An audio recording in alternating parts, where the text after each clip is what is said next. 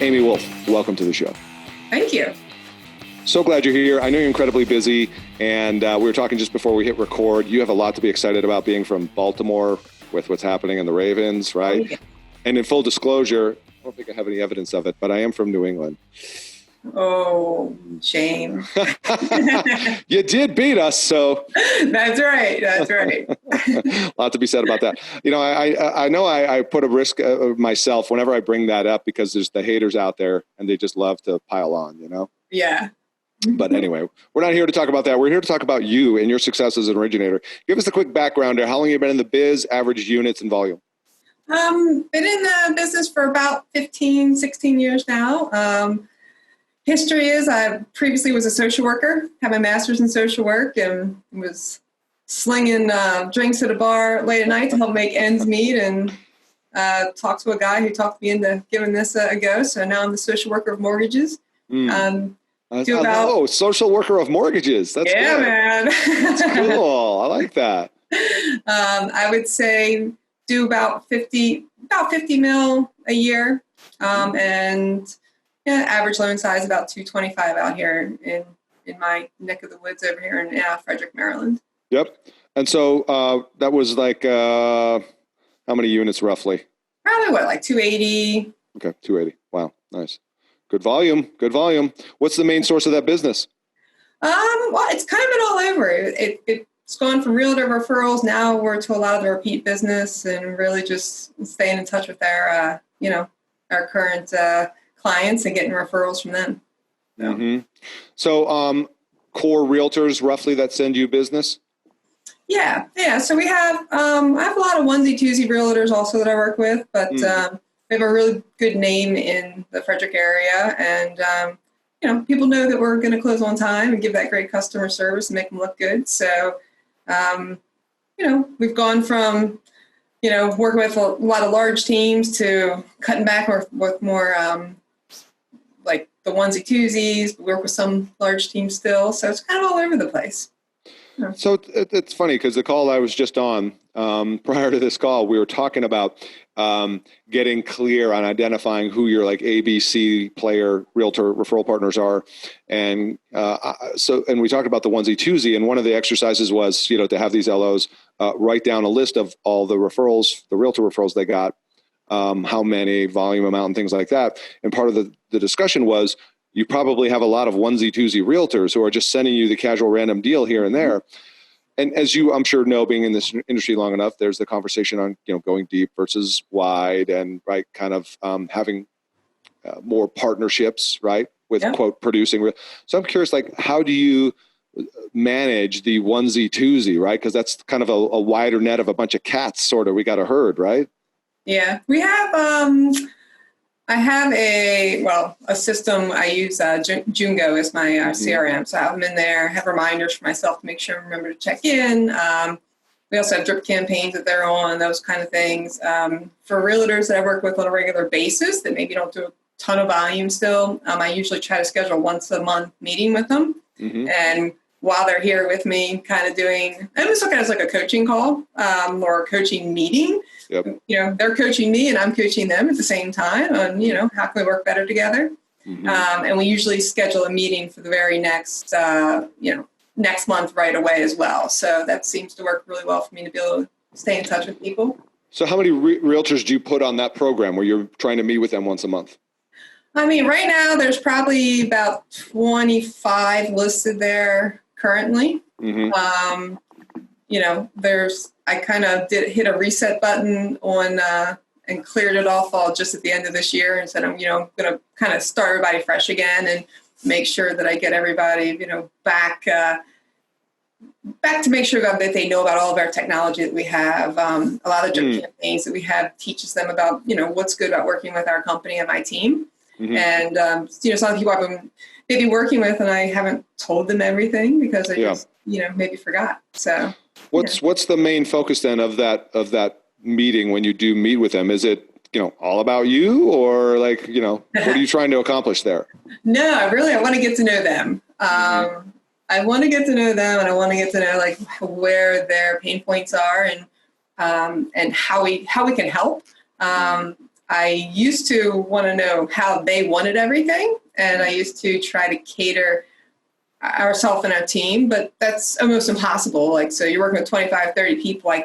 I realized really quickly that I can't have 25 or 30 different ways that we're going to operate as a team and still be effective and efficient. Right. So a lot of it's teaching them how we prefer, for them to work with us. Of course, there's lots of different options, but also to really just get to know them, make sure they're a fit for us, a fit for our team, and that we're going to be able to grow together in a partnership. So these meetings then, maybe I was incorrect in assuming who you are scheduling these meetings with, in that you might like try and meet meet agents over and over again every single month, or is this kind of a vetting process? How many are you trying to meet with repeatedly? How many do that kind of stuff? The repeated ones, I'm going to continue meeting with them once a month, whether for some people I've worked for a long time and our meeting's a pedicure or our meeting's grabbing lunch, right? So it's really become friendship, social, all that. Yeah. For some people, it's, hey, I want to come in, I need an update on my 50 leads. And, so everyone has a different use of their time, of how they want to use it, usually depending on how long their relationship has been intact. Right. But yeah, it's usually the same realtors over and over again. Also, as I meet new agents, usually naturally through the transaction. So whether it's an agent refers me and says, oh, you have to work with my coworker. They're great. You guys are going to be a good match. Or whether it's, they happen to be the listing agent and, the transaction went well and I really enjoyed working with them. Then we're kind of reaching out from there. I'm not doing a lot of cold calling a big, long list of real estate agents. Right. So if I heard you correctly, then if you have roughly 25 agents, right, that send you business at various levels and frequency, are you then essentially having 25 agent meetings a month? Well, not necessarily 25 a month, because some of them, right, kind of fall off the face. But I might have 3 or 4 of them a day, depending on who's coming in. The bigger teams that we work with, like just last week, I had a meeting with 6 realtors all at the same time. So sometimes it might be going to their office meeting and presenting to them about, a new program or the new technology that came out. Because you're their partner. Yes. Yeah. That's the word right there, is that we want to work with people we're going to be a partner with. Right. So that's interesting. Let's talk about that for a second. How do you have that discussion? When do you typically try and have that partner discussion? And maybe what does that sound like? I probably have it right away. And maybe really? It's too soon, but a lot of times, I tell people this is our team. This is what we have to offer. I've already heard about what, how they like things to go. And I tell them that I would like to partner with you. I would like to work together to help you meet your goals. But let me interrupt for a second. My apologies. But do you have any criteria? Do you do any vetting of them? How do you decide who you want to partner with? I do not, and I've been told a lot of times that I should. I should be looking. Come one, come all. Right. It's more personality. It's 100% for me. Are we a match? Do I love you? Do I want to work with you? Do I want to see you in my office once a month or even more often? Do I want to talk to you on the phone every day? Are you an energy vampire? Yes. Yeah. And so that's really what it comes down to, is personality and making sure that, they're going to be a good fit, that, my loan partners aren't going to, cringe when the phone rings. So it's not so much about, having a minimum production criteria for you.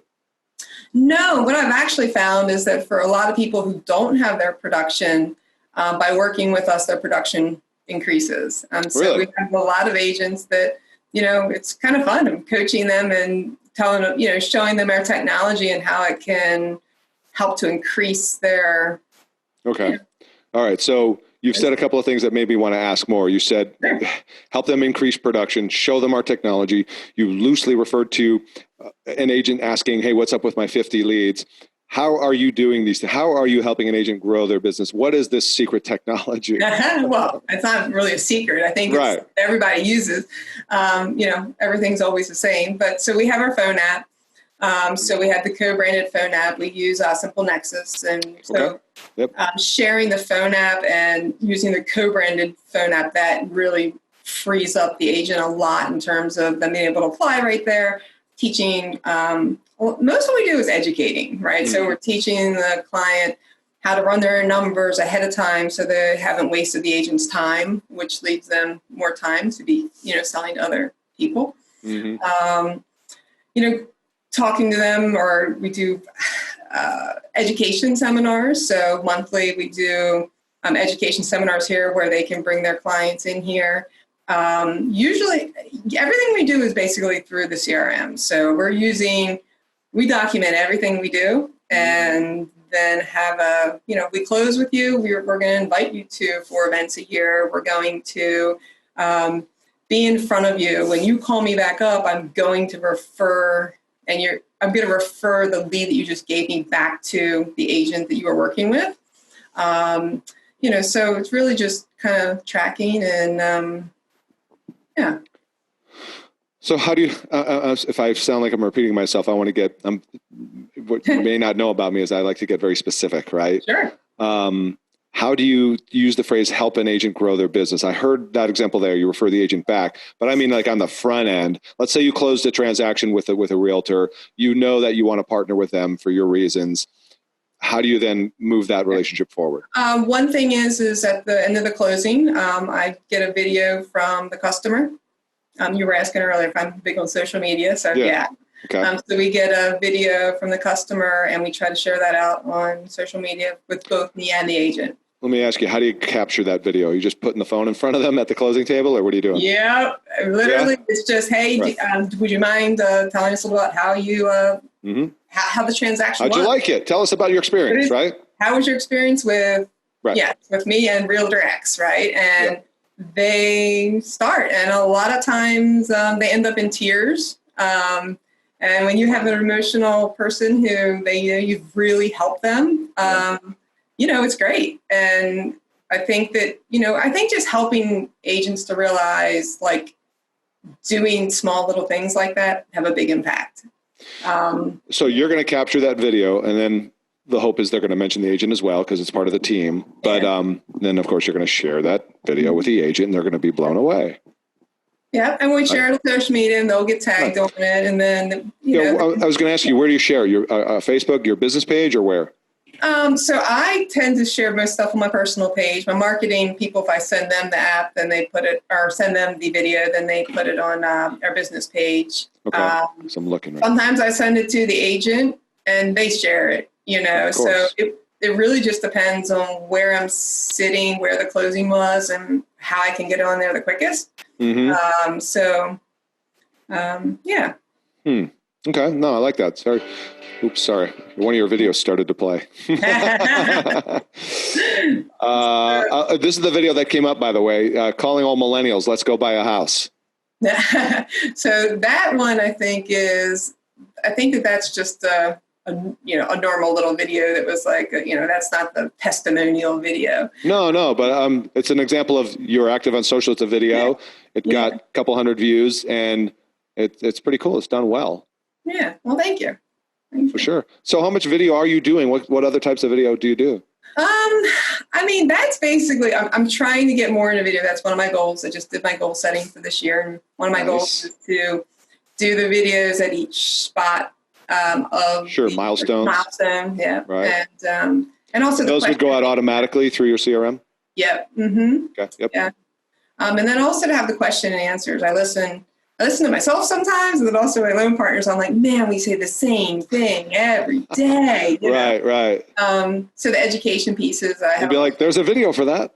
Yeah. Well, if you want to learn more about that, then yeah. No, I love it. Yeah. And so those might go on your website or your business page or something. Yeah. And even to have links to go on the phone app that we have. The phone app has been really popular. So. Yeah, I've heard good things about that phone app, and I'm trying to remember if I had them on in the past. If not, I'll have to. Yeah. Okay, you mentioned something here. I'm looking at my notes from the last time we chatted, which is, and you did allude to it earlier in our conversation, but I have written down with quotes, clean house. Biggest teams not a fit anymore. I wanted to unpack that a bit as to why. Because a lot of people are thinking like, how am I going to grow my realtor? I'm going to go work with teams. Tell us, what do we need to be aware of? I think that like right now we're working with one large team and it's going great. Our vision's the same. for some of the larger teams that I worked with in the past, like they had multiple lenders that they were working with. Mm-hmm. And, like for me, a big thing is partnership. And like, I want to grow something together. And it's hard to do that when, there's all these different lenders that are also involved. Now, not that we have to be exclusive with any person, because you really can't in this, right. But, I want to have somebody that we really have a good partnership with. Sometimes even looking back at like the cost for things, like I think we talked last time about a little bit about Zillow. Yep. And, I let my model change where I was listening to each real estate agent and saying, what do you want? Oh, you want this? Cool. Let's do it. Let's do it. Let's do it. Yeah. And before I knew it, I was spending a lot of money on Zillow and not really getting a good return on it. And so I had to cut that out. So you had to approach the agents and say, this doesn't work anymore. Yeah, it was actually a cool conversation, because for some of them, they're like, you're right. I'm looking at this number, we're looking at these numbers together. And, for some people, they were like, yeah, you're right. Now, see, that right there is a lesson for listeners. The sheer fact that you could have that conversation and that the agent, you both looked at the numbers and that he or she agreed, instead of an agent would often say, well, if you're not going to pay for my Zillow leads, somebody else is. That is not a partnership. That's right. Yeah. And so the fact that the agent agreed to do that with you means you obviously had a great relationship, and you still work together? Yeah, we do. Yeah. And now you're saving some money. So. We do. And and it's good. And like, I think we dropped down from, a lot to maybe we're doing like $100 or something. Oh, wow. Like a very minimal, teeny tiny. And, we do all kinds of different stuff together. Not that costs money, but like our value is in the team and in the customer service and the repeat business that you're going to get when you work with us. So that's kind of how it works. So, all right, that leads me to the question. And a lot of like my interview style is like, we'll talk about something that'll open up a file in my head and be like, oh, ask this question. Sure. What you just said there makes me think about how you do articulate your value proposition, right? Kind of early in that relationship process. And I ask that in the context of, relevant to the Zillow thing, is that feedback I've been given in the past is that these quote top producers, right? The closing on time, incredible service, customer experience, that those agents say, well, yeah, dude, those are the basics, right? I need you to help me. You know what I mean? So what do you say to that? Well, I mean, for me, it's like doing the basics and doing them right is really what it comes down to. I think that, one of the teams that we just began working with, they were like, yeah, I know that I'm losing a lot working with some other lenders because they're not willing to sometimes do the hand-holding or looking at the maybe a little bit harder of a file or give the credit suggestions. So for most people, it's like when I walk in, I'm like, hey, I'm the social worker of mortgages, right? I'm here to actually help people. You got to brand that. Yeah, I should brand it. Mm-hmm. And it really is like, we're looking at what are their goals? What can we do? If I go back 5 years ago, I was swamped running around in circles, just trying to help people that didn't want to be helped. So I had to make a lot of changes to my model. It was like to define, what does it mean if you need some credit help? What does that look like? And how do I make sure I'm not wasting my time working with someone who's never going to get there or who's not serious about it? So we had to put, some parameters on that. But I think that's one of the really big things is that we're going to help. We're creative. We know all the grant programs. We just really knowledgeable in everything that there is there to offer. So we're going to close a lot more loans than maybe the next place is, which makes them more money as well. So you have a reputation of somebody who can get things done and is a person of their word. If we can't get it done, they say no one can get it done. But really? Or I'm at least going to point them in the right direction of someone who can. So, like there's some weird things that, I just had to give one away that was like the, modular home that had been moved and, it's on wheels. Yeah. And like, so there's some things I can't do, but I'm still going to at least point them in the right direction. You're not a miracle worker. You're a social worker. There you go. You got it. You got it. Yeah. So yeah, we get it. We'll get it done. And yeah, we're going to keep our word no matter what. Yeah. So tell me a little bit about your team in terms of, are you the primary or only originator? Yeah. Well, as of until like 2 months ago. So, so for, gosh, I guess we've had a team now for 6 years. And so it's always been me as a loan officer. I have a licensed loan partner, actually, and now I have 3 loan partners. One of them does Spanish speaking. And then I just recently brought on a loan officer who's doing half loan officer and then half loan partner. So half the stuff he's bringing in his own business, and my job is to make the phone ring, bring the clients in, make it rain, and their job is to do all the other stuff that I don't want to do anymore. Stuff that makes you look good. Yeah, exactly. Yeah. And I have this jotted down from our last conversation in terms of your process.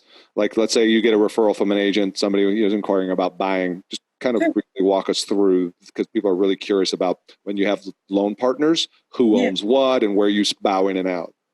Yeah, so we've obviously change is the only thing that's constant. So we've changed that quite often, but right now I think we've got it pretty good. So lead comes in, I've got me, and I've got my guy. His name's Charlie, but so he's kind of the front end with me. So if I'm on the phone, he's going to start taking some basic information until he gets them over to me, or we're sending him the phone app or the link to do the online application. Our job is just to quickly vet and make sure, like, is this a lead that we want our loan partners to be spending time on? So, if it's below a certain credit score, we're done with it, or if they say, well, I haven't had a job in 4 years, okay, well, like you said, not a miracle worker. Right. So we're just kind of just making sure that the loan partners are spending time on what they should. As soon as that's been determined, we send a list of documents that we need. So we really big on doing the real true pre-approval, not a pre-qual. Ask them for all their documents. One of the things that's really worked for us is when we send a needs list, I copy my loan partner. They immediately respond with an intro and a coupon that says $100 off if you get your documents into me within 24 hours. Oh my gosh, I love that. And it works. That's great. But, I mean, $100 off of what? No one ever asks, but, we do give them $100 off of our, origination fee. But right. The point is that they get their documents in quicker. Yeah, I mean, truthfully, it could be anything. It could be like a gift card or something, or it could be anything. I don't know. Maybe not. I don't know. I'm not a RESPA expert, but Yeah, exactly. So then the loan partners are reviewing everything and making sure income, assets, and all that's right. For my licensed loan partners, a lot of times they're doing the structuring. Some of my loan partners are bringing it back to me to structure. And then once they're pre-approved, we reach out to them once a week. So our pre-approval reach out day is every Thursday, just to say, hey, are you going to be out shopping this weekend? And if you are, do you know which house, and can I help get you a letter or update docs or answer questions? And then hopefully they're under contract. Who's doing loan status updates with the agents? So the loan status are the loan partners as well right now. And that's one of the things we're getting ready to start doing videos. So if they're in process, like actually under contract, Monday and Tuesday is our day for that. So, we're trying to get an update from our processor Monday morning, first thing. And then, whether it's Monday afternoon, depending on how much stuff piled up over the weekend for you. Right. But by Tuesday that you've gotten a video out to the entire team, letting them know the status update on the file. And we're getting ready to start that. With the loan officer that I just brought in, that's what he used to do. And I was like, I love that. So is that a specific video for every file? Yep. Literally, he sits there, and so each loan partner would just, let's say they're working on 5-7 files, whatever it is, and they're just, hey, team, just wanted to give you an update. It could be me giving the update at certain spots. That's kind of one thing we're trying to figure out is it's better for me to be, but I'm not going to do every week to do 30, 40 videos. That's just crazy, right? So how are those videos being sent? BombBomb is what we're using right now. Mm-hmm. Got it. And those would be like a desktop computer or whatever over email versus a mobile phone. Okay. Yep. I love that. That's good. It's good. Personal connection there, with the video, and it stands out. Not many people are. It still blows my mind how many times I hear that loan officers don't do status updates. It sounds like that'd be impossible today to survive. We were talking about that today. It's so funny, like things that now are just like second nature to me. Like I can't imagine not doing it. Yeah. There's so people not doing them. And it's, right. You're right. It's simple things like that. It's not rocket science. No, it is not. Yeah. I was going to ask you, and of course I did not prep you for most of these questions, so I appreciate your flexibility. Sure. But when I hear you talk, right, you clearly know your business really well. I'm curious if you have a sense of, I'm going to ask you about like conversion numbers. And if you don't know, that's fine. Because, right. But I'm curious if you have a sense of like what your app to funding conversion ratio is for one example, or other numbers you might know you want to share.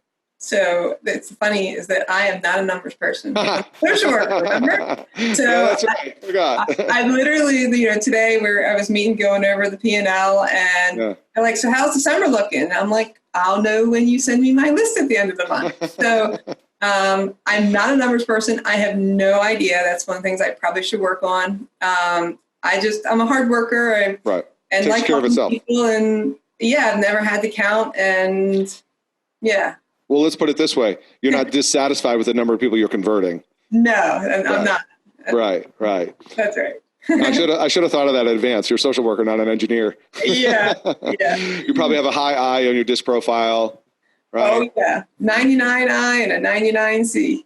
All right. There we go. S. I'm sorry, S. S? I was going to say, it's probably S. 99I and a 99S, yep. Do you know where your D is? Oh, well, the very first time that I think it was it was low. It was no judgment. It was almost nothing. I can't remember because I'm not a numbers person. I can't remember. Right. I know on the chart it was really low, and the other two were 99. The red was really low. The green was. Yeah, there you go. Yeah. That's awesome. It just goes to show you, right? Like there is no one profile for success as an originator. Right. I think, if I was to be assumptive, obviously one of the reasons why you're successful is you keep using the word, social worker for mortgage. Is that what you call it? Yeah. Because you care about people. That's it. And that shows up differently for sure. That's cool.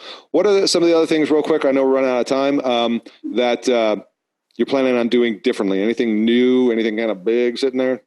I mean, I think that the biggest thing is really the videos. I'm starting to do some education in the county. A couple of the libraries have reached out to me and asked me if I would do some training sessions. So like the phone's ringing inward instead of me reaching outward, which is, only took 15 years. Pretty cool. Yeah. Only 15 years. But no, I mean, there's, right now I feel like, it's not broken, not trying to fix it, Right.